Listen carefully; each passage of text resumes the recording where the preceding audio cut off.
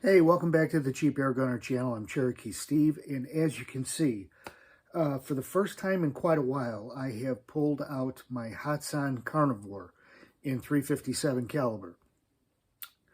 I have not shot this gun in a while, and one of the things I thought I would do was quickly re-chrony it, make myself aware of the power that it is producing at this particular point. There have been many modifications to it as far as performance.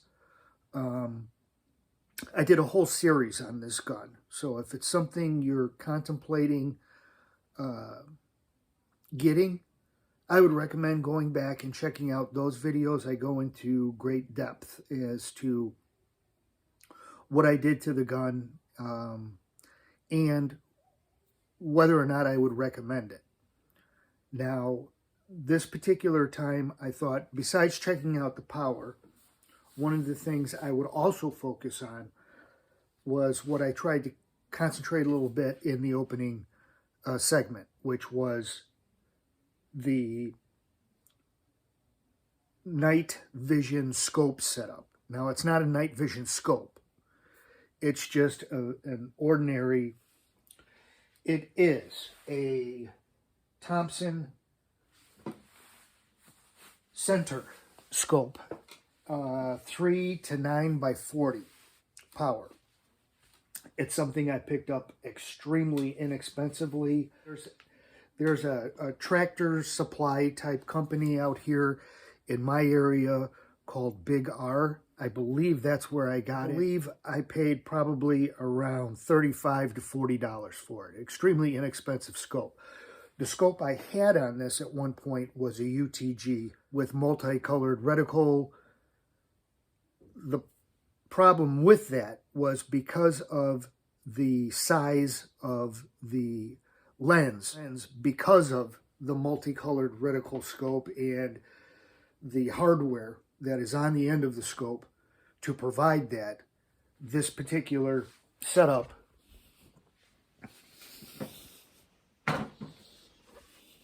that has to clamp over the eyepiece would not fit. Now, this particular scope setup you can find on multiple retail sites, especially, like eBay is where I believe I bought it from. You can find it on other sites as well. This is basically a copy of a cheap Chinese product. I believe it's called the Firefox Night Vision System. It comes with the screen and all the mounting hardware to mount the vision screen to the scope with multiple different ways, different clamps, different clamping styles, and the scope mounting portion of the unit. Now, your entire source of sight is through the screen. As you can see, you literally get the scope picture on the screen, which in this particular case does not take up the entire screen. As far as I know, that is not, that adjustability of that vision width, circumference is not adjustable. For what you get, a common price I want to throw out for this particular night vision setup is $75. You could find it on eBay for. And I believe this wasn't exactly a Firefox branded unit. It was, a copy of it, basically. It did not come with the IR light. I purchased that separately, but that has to be factored into the cost. It's extremely easy to set up. The other thing that should be factored into the cost of the unit, as far as what I remember in this particular setup, this particular brand, so to speak, was I don't believe it came with the batteries. Now, fortunately, when I shopped around for the IR light, I looked for an IR light that used the same style of battery that the scope unit uses. Now, this is one of the drawbacks to this particular unit. It's the battery in its holding hardware is completely open. So you have to remember that as far as if you have your gun outside and taking into account any change in weather while you're out hunting or just shooting. If it does start to rain, your battery is exposed to the outside elements. So, or if it's extremely cold, that's going to affect the charging power of the battery. These are rechargeable batteries that I've purchased. The exact same battery that is mounted on the screen for the scope unit is also the exact same style and size battery that's used in the IR light, infrared. So that's a quick overview of the scope unit itself. I am going to try to be doing some shooting down here in the man cave. Over the crony, getting power numbers, I'm going to attempt to turn off all the lights and completely use the IR light for some shooting as well. Obviously, I won't be using a chronograph in that instance, but kind of let you see the appearance on the screen of how the unit looks down here in the basement with all the lights turned off. So enough of me talking, let's get to shooting. I'm interested in seeing how the power numbers that it's going to show hold up to what I've recorded when I previously had the gun out and was shooting over the crony. Little bit of background on the Carnivore.357. As far as stock numbers that Hatsan gives, the stock numbers are, it lists it at 730 feet per second being maximum velocity. And this is going off of Pyramid Air's description of the gun. As well as the 730 maximum velocity, it also lists a maximum foot-pounds of energy is 89. Now, if that sounds a little bit low to you for a 357, it is. For whatever reason, Hatsan went about manufacturing a 357 caliber air gun with apparently shot count being a concern, which I personally don't understand. You know, 357 caliber gun is not something you take out and target shoot on a regular basis with or plink with. It's, you know, it's going to be a hunting gun, so why not sacrifice shot count for power? Well, that's obviously what led to all the modifications I made. It's, as far as a 357 PCP goes, it's extremely inexpensive. It is one of, if not the least expensive 357 PCP guns that I have ever come across, but it was modified for a increase in power. And when you crunch those numbers, that 730 feet per second and the 89 foot-pounds of energy, it basically calculates out to whatever they were, the pellet that they were testing and getting those numbers with had to have been around an 80 grain pellet. Well, all three of the pellets that I have in 357 caliber, the JBS Exact Diablos, those come in at 81.02 grain. There is a Hatsan Vortex Big Bore Extreme pellet,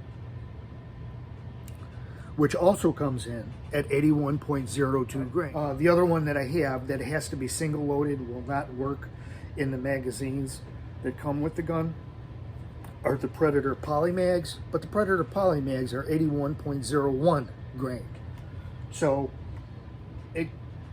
I'm assuming that Hatsan probably tested it with their brand of pellet, the Vortex 81.02.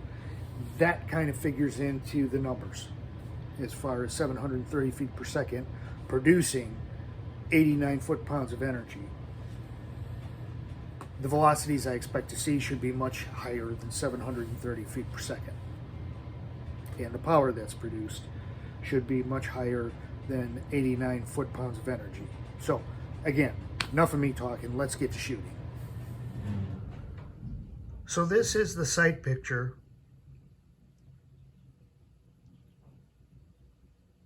in the basement with all the lights on. It's somewhat blurry. A lot of that is due to the fact that my range is of such little distance down here in the basement. But you could definitely see the effect of all the light that is on and taking part down here in the basement as far as the sight picture.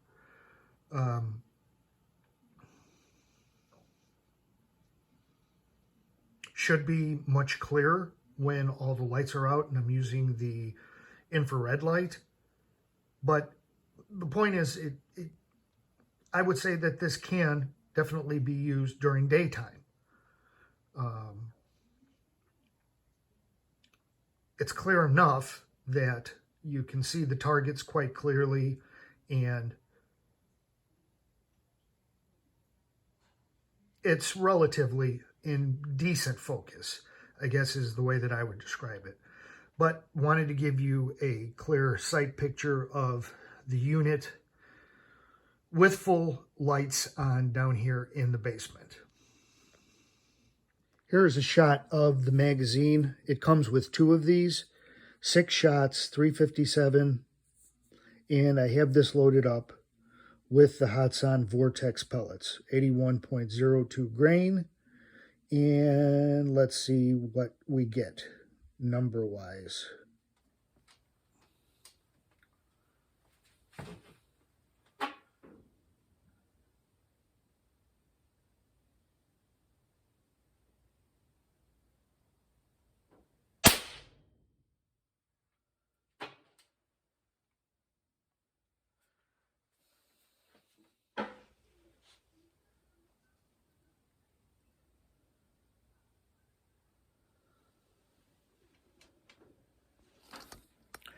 $8.25 on a full fill with an 81.02 grain pellet.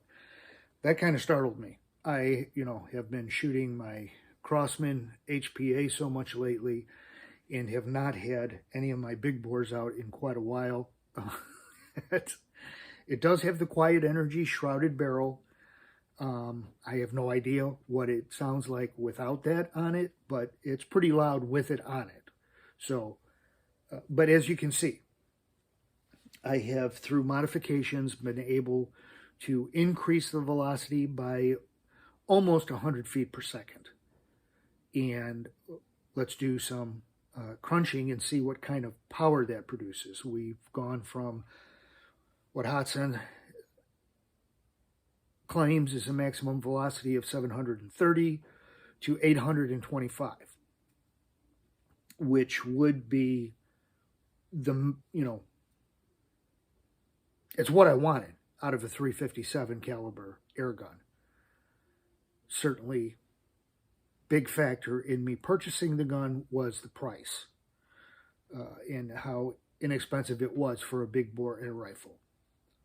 But was not happy with, and was prepared because of the published numbers. Let's face it, Hatsan normally is pretty honest with their velocity and power numbers, and also using lead ammunition versus an alloy, to give you some bullcrap maximum velocity number.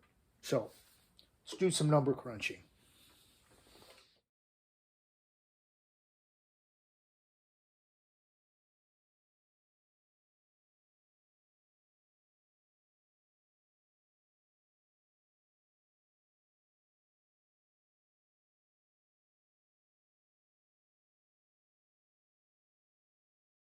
So, as you can see, pretty significant increases.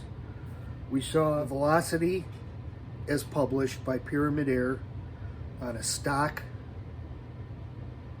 Hatsan Carnivore in 357 listed as 730 feet per second, and with the modifications I made, once again, the gun shot 825 feet per second.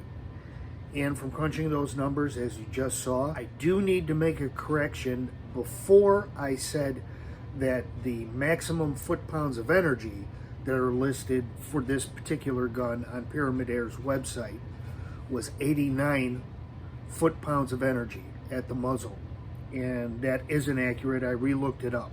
It's 95. But using those numbers, the 730 feet per second velocity and 95 foot-pounds of energy, to achieve 95 foot-pounds of energy, you need an 80 grain pellet. So, as you saw, shooting at 825 feet per second, the gun is producing 122 and a half foot-pounds of energy. So we've seen the foot-pounds of energy go up, right smack dab in the middle of 25 to 30 foot-pounds of energy. The velocity went up almost 100 feet per second.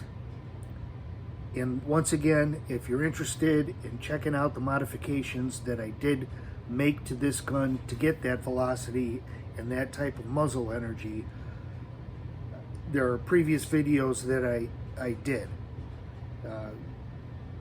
And I would recommend checking those out if modifying your Carnivore is something you're considering doing.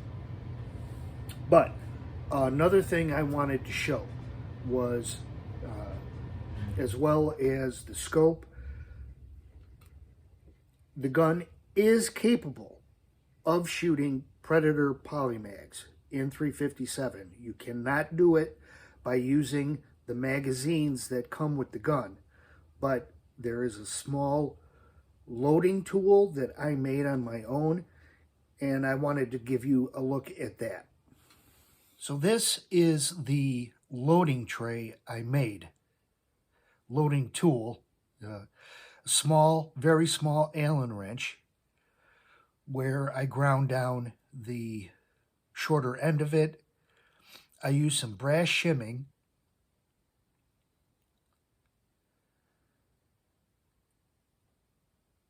made some cutouts and some fold-overs with some needle nose pliers, and pretty good size here when you look at the Predator Polymag in 357. Now, because of the polymer tip, it is much longer than the width of the loading slot in the Hatsan itself. Basically, the idea I came up with, as you can see, the tool holds on and grips well enough the Predator Polymag. So, even though this is longer than the slot width, if you go in on an angle and feed that tip into the loading port and then straighten it out, it will get in there and get loaded. So the first step in doing that, obviously, is we have to remove the magazine that is currently in there, loaded up with the Hatsan Vortex pellets.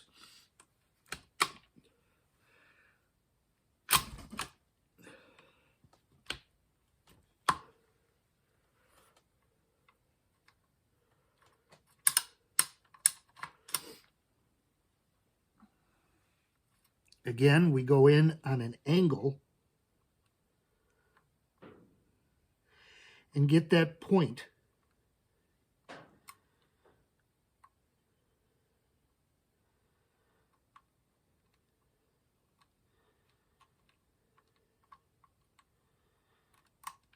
Now, the hardest part of this process is getting the pellet to release from the tool. There we go. I got it in and released from the tool. That's why the fold overed, the top three, the top crease and the two side creases are what really grip the pellet, and the bottom one has been bent on a much outward angle to lift up on the tool and get the pellet to release out of the end here, and then you're able to remove the tool.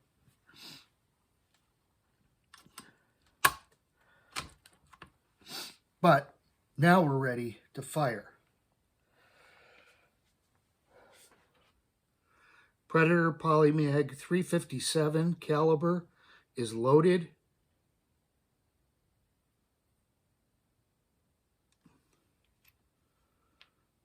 Automatic safety is off.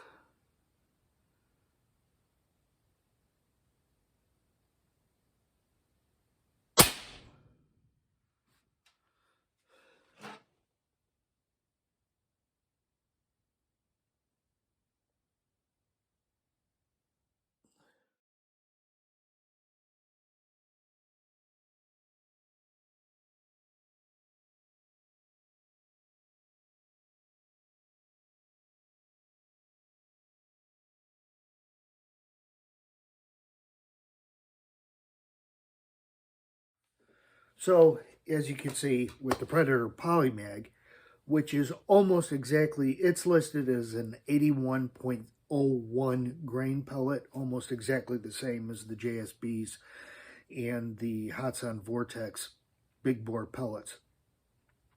But the gun has that sweet spot. You're not going to get your highest velocity right at the full fill mark. It's actually going to do a little bit of an increase and then a drop off. And as you can see, we got a significant increase, 840 feet per second with the Predator Polymag, producing enough foot-pounds of energy to be well over an increase of 30 from the stock numbers. So you can get this gun modified to a spot where I believe a 357 air rifle should be shooting for hunting purposes. Some mid-sized game, possibly even a small deer with this type of foot-pounds of energy. No problem taking a coyote. And, you know, like I said, you move up to something in like a small deer category, and you could probably use this rifle. I wouldn't use it in its stock form for that. But the one other thing I definitely wanted to show was the screen and the night vision setup down here with all the lights off. So let me show you that. So, as you can see in the pitch black darkness of my basement, although there is a glow to the screen itself, it's not picking up anything as far as a target that I know is downrange from where the scope is pointing. So, now with the IR light on,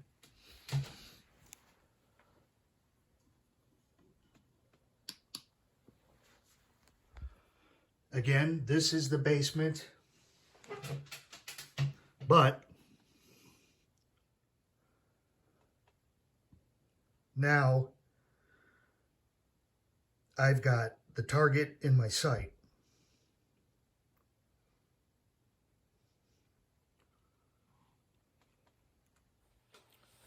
Nothing really in-depth as far as this video goes and what I did to this particular gun. As I said, there are already videos that I've made regarding that.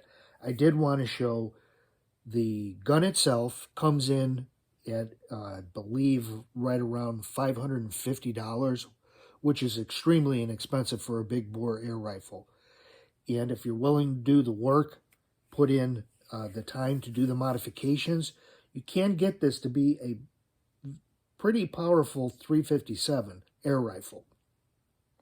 And also, as you saw, the picture certainly is not the clearest as far as the night vision setup, but it is capable of acquiring your target and putting the crosshairs on something in the complete darkness. For $75, you could pick up one of these Firefox night vision setup packages, and it is an alternative. The price of night vision scopes themselves is coming down. Certainly not what it was a couple of years ago, but this is an extremely inexpensive alternative to something like a night vision scope. For what you get, for the money that it costs, and if there's the ability to do some nighttime hunting where you live, I would recommend the unit. If you're not looking to spend hundreds, if not thousands of dollars on a scope specifically for nighttime hunting. So that's going to wrap up this video. Hatsan Carnivore, Firefox copy, night vision setup for your existing scope. Guys, I hope you enjoyed it. Be sure to check out future videos. In the meantime, until I can get those made, stay safe and shoot safe.